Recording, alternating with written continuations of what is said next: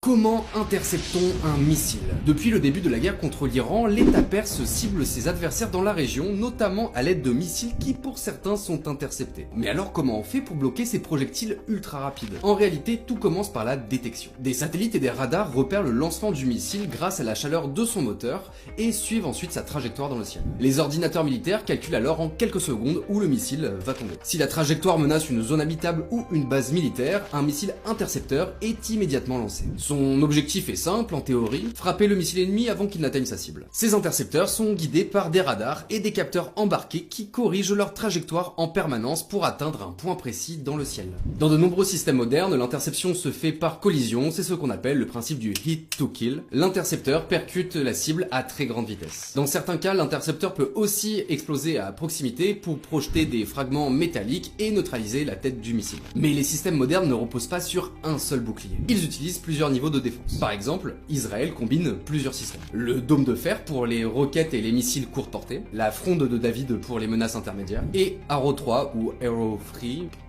pour intercepter les missiles balistiques, parfois même dans l'espace. Le problème, c'est que même ces systèmes ne sont pas parfaits. Si trop de missiles sont tirés en même temps, les défenses peuvent être saturées et laisser passer des projectiles. En résumé, intercepter un missile relève de l'un des défis les plus complexes de la guerre moderne. Toucher un objet de quelques mètres qui file à plusieurs milliers de kilomètres/heure avant qu'il ne touche la cible.